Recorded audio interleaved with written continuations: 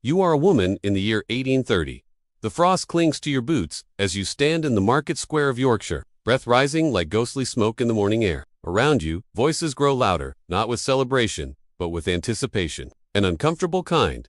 A kind that smells of desperation and cheap ale. A rope scratches against your neck, rough and humiliating. Your husband holds the other end like he's leading an animal to auction. And in a way, he is. "What am I bid for this fine woman?" he shouts, voice slurred, eyes glazed with drink. "She's strong, healthy, got all her teeth. Cooks well, mends fast." A few chuckles rippled through the crowd. Curious faces close in, some amused, others calculating. A man nudges another. A third steps closer, checking your hands for calluses, your face for beauty. One even asks you to smile. Your heart pounds. You know your life will change in the next few minutes, but you don't know if it will be for better or worse. Will the man who buys you be gentler than the one selling you, or will you fall into something darker? And here's what chills you to the bone more than the cold air. This isn't illegal. This isn't a hidden crime. This is your culture's idea of justice. This is your one desperate chance at freedom. But how did it come to this? Before we descend further into the forgotten rituals of humiliation and survival, I want to ask you something. If you're redrawn to history's dark corner stirred truths they never taught us in school, click the like button and subscribe. And stay with me until the end, because the final story, the one where a woman flips fate on its head, may be the most chilling of all. Now, let's unravel the twisted roots of this so-called wife selling. In Victorian England, a woman wasn't just a person. She was property. Legally speaking, when she married, she disappeared. Not metaphorically, in the eyes of the law, she ceased to exist. Sir William Blackstone, a leading legal scholar of the time, wrote that the very being or legal existence of the woman is suspended during the marriage. Her identity was absorbed into her husband's, as if she had slipped under an invisibility cloak. They called her a femme coverta, covered woman. Imagine a woman like Mary Thompson. Before marriage, she could own a shop, inherit money, take someone to court, but the moment she became a wife, her rights vanished. Her wages, her home, her clothes all belonged to her husband. Even if she baked bread and sold it on the corner, the coins went into his pocket. And if that husband, let's call him William, chose to drink away the rent, gamble the food money, or beat Mary until her ribs cracked, the law stood by. A husband had the right to correct his wife, just as he would discipline a child. Or a dog. No divorce, no refuge, no recourse, unless she could be sold. In the upper classes, divorce was a luxury. Before 1857, it required an act of parliament. It cost over £1,000, the equivalent of £118,000 today. Even after reform came, it still cost more than most people earned in a year. So what choices did poor women have? They could run away and vanish into the next town. They could separate informally, but never remarry. They could, and many did, or they could be sold. This grotesque solution had its own rules. It mimicked a livestock auction in every chilling detail. The husband would post a newspaper notice. "John Smith will sell his wife Mary at Doncaster Market on Tuesday next. She is healthy, strong, and of good character. No reasonable offer refused." On the day of sale, the wife would be led by rope around her neck, arm or waist to the marketplace. A halter, identical to the one used for cows or sheep. The message was clear. The husband stood before the crowd and shouted, "What am I bid for this woman? 26 years old, childbearing hips, fine at needlework, all her teeth." And men would come forward. They would examine her, judge her. But here's where the truth darkens in unexpected ways. In many cases, these auctions weren't spontaneous. They were planned. The buyer was often the wife's lover. The sale, a ritual, a performance to give the appearance of legality to something that the courts refused to recognize. Divorce and remarriage. Take the case in Brighton, 1826. But not all stories ended with smiles. At Wallack Market, 1830, a woman stood in the square with a rope around her waist. Her husband hesitated at the last second. Maybe he had second thoughts. Maybe guilt crept in. She didn't. She looked him dead in the eye and said, "Let be your rogue. I will be sold. I want to change." Her voice cuts through time sharp, fierce, undeniable. It wasn't about the money. Sales ranged from £100, roughly £18,000, to Datu, a pint of ale. The real value was in the ritual. A transaction witnessed by the crowd. A transfer of ownership, yes, but also a community's ancient rebirth. At the end of it all, the halter, the symbol of degradation, would be handed to the new husband like a deed. In the minds of the poor, this was law. This was legitimacy. And for many women, this was hope. Imagine the noise of the crowd. Laughter, murmurs, the occasional catcall. But what they're watching isn't theater. It's the life of a woman crumbling in real time. You're not the only one standing on that wooden platform, halter tight across your skin. Across England, in Yorkshire, Manchester, Carlisle, and hundreds of market squares, just like the other women are being examined like livestock. And while some transactions are whispered agreements between lovers, others are anything but consensual. In 1766, a carpenter from Southwark sold his wife while drinking at an alehouse. When he sobered up and realized what he'd done, he begged her to come back. She refused. He hanged himself that night. In 1832, in Carlisle, a woman refused all bidders at her husband's public sale. The crowd turned hostile. Tension grew until a magistrate stepped in to prevent violence.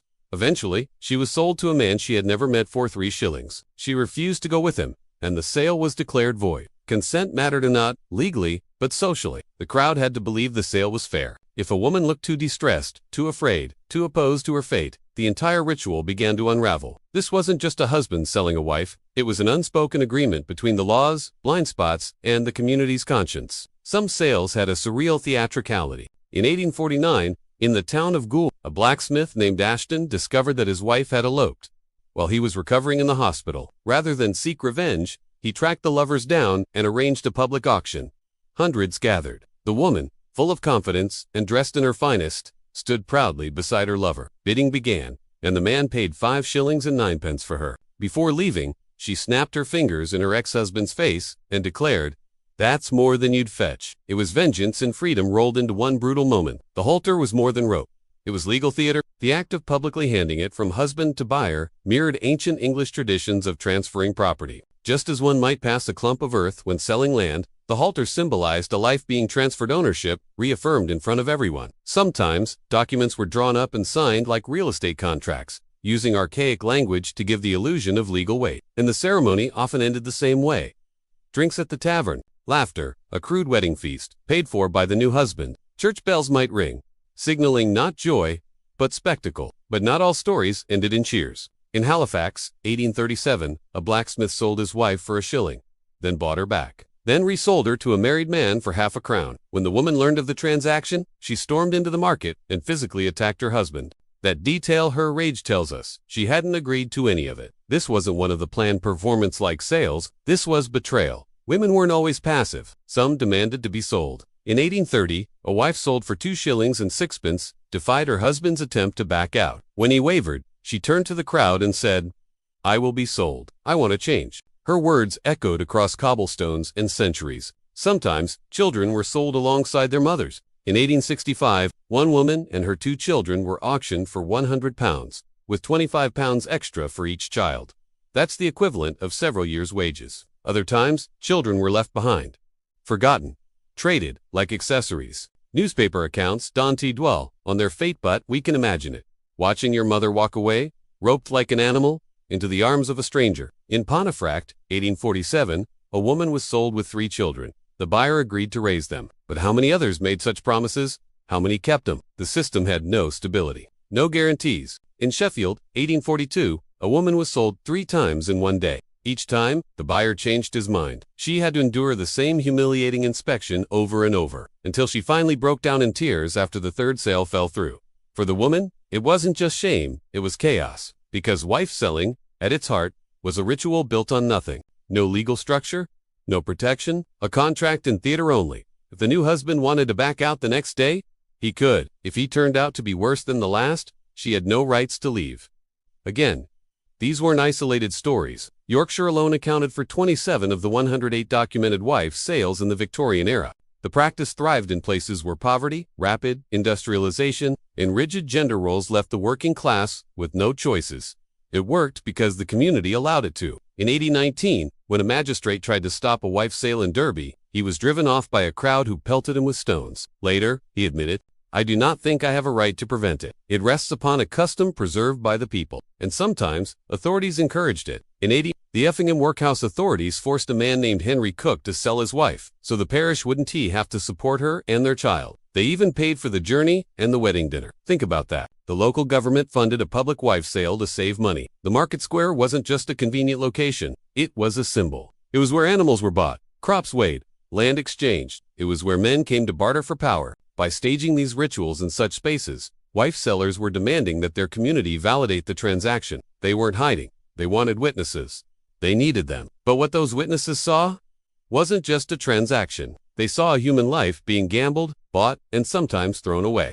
By the late 1800s, wife selling was fading into history. Not because people suddenly grew more compassionate, but because society was changing. The press began calling these auctions disgraceful. Reformers and religious leaders condemned them. Middle-class sensibilities no longer tolerated such raw displays of desperation. But even in its final days, the practice persisted in secret. The last known wife sale happened in 19 when a woman testified she'd been sold to her husband as co-worker for a pawn ticket. By then, public markets had turned into courtrooms, and the halters were replaced with silence. Why did the ritual last so long? Because for many women, it was the only path out. The Married Women's Property Acts in 1870 and 1882 finally allowed wives to own property and wages. Divorce laws became slightly more accessible. But for generations of poor women before that, wife selling was their only way to escape abuse, neglect, or starvation. These weren't just victims. Some wives insisted on being sold. Some arranged their own buyers. Some used a halter as a doorway, not a shackle. It was survival. A rough, humiliating transaction, but it worked when nothing else did. And what about the crowds? They weren't just spectators. They enforced social rules. Sometimes they stopped sales they found unfair. Other times, they cheered. Wife selling worked only when the community allowed it. As laws changed and cities grew, the ritual died. But its ghost remained in songs, stories, and silence. And maybe in our systems today, because here's the truth. Wife selling wasn't about cruelty alone. It was about what happens when the law offers no way out. My view, this wasn't just history. It was a mirror, a reflection of how easy it is to strip people of dignity. When systems are built for the powerful, not the vulnerable, the women who stood in those markets weren't just property, they were survivors, fighting for a second chance, even if it cost them everything but their breath. Let's remember them not with pity, but with purpose, so we never again build a world where freedom can be bought for 7 shillings and the price of your humanity.